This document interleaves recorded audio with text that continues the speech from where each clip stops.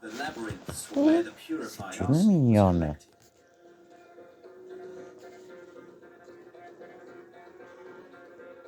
First, the metal ore extracted by the miners was heated to a fiery 540 degrees Celsius.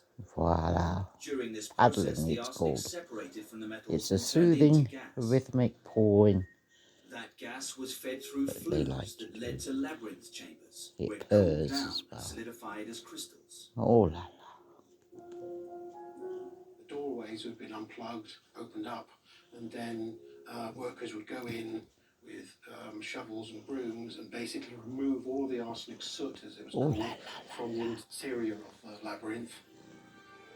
In the 19th century, the arsenic industry was booming, and mines producing it opened throughout this valley. By the 1870s, a handful of facilities in Cornwall were providing over half of the world's arsenic. Oh la la. This lethal commodity was in demand for a variety of reasons. La petite chatte. By about 1800, the world is starting to demand a wider range of raw materials. One of those was arsenic. A toxic poison. It's hard to think of a use for it, isn't it? But people needed it for all sorts of different reasons all around the world.